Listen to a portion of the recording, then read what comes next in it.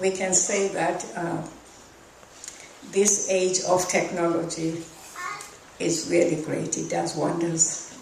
Because today we can be here and yet be able to sit down here and really get a real feel for this homecoming at home in South Africa. This was very beautifully done, and I do again thank you, these girls, Tembi and Zola, for the presence of mind to bring this back to us so we can also be involved in this. Thank you.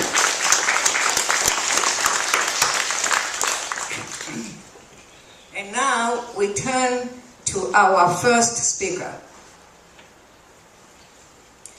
a friend, patron, uncle, Baba, my brother, Sikhulu Shange.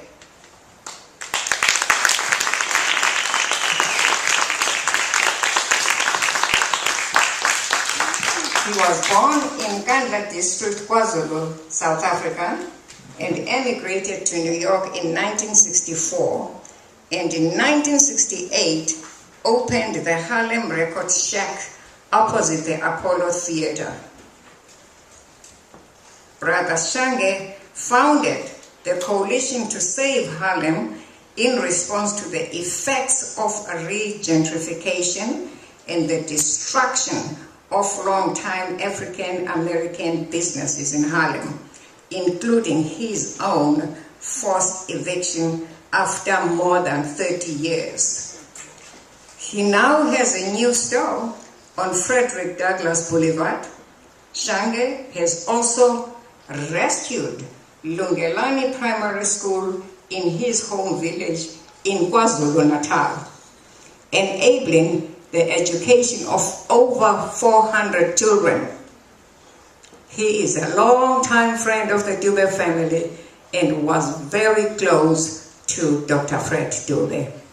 Please join me in welcoming our brother Sikhulu Shange.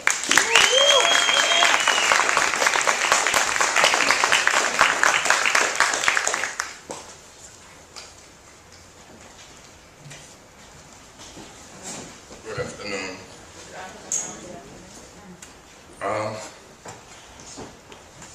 We are here for a special person, a man who was very lucky to have the both worlds at home. He was born in the rural areas, and he had the taste of what it is to be in the urban areas. Not too many of us had that kind of an opportunity. Due to the colonial and apartheid laws, there were no real good reasons for an African young man or young woman to move around. Your parameters ended in the very community which you were born until you become a labor reservoir.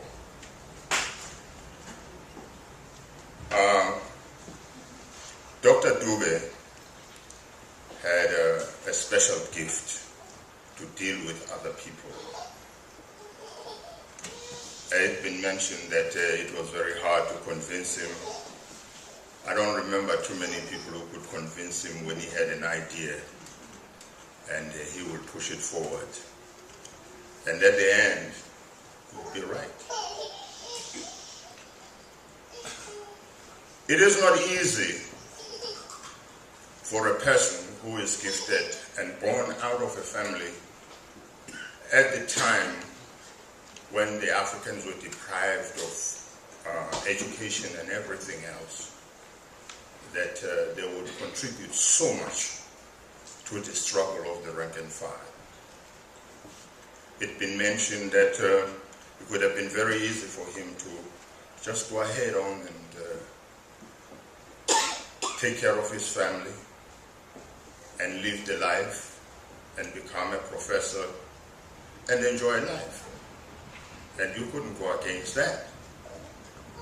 But Ernest Fred Dube uShange, decided that that was not enough. Just looking at the situation, what we go through as a people. He said to himself, I'm going to move on ahead. His history speaks for himself. From childhood up to the time when he had to go to Robben Island, and then after then coming out in exile. That's when I met with him. I worked with Fred within the perimeters of the struggle in the ANC. Brilliant ideas. And sometimes it seemed like we couldn't move ahead unless he had an impetus in what was being said.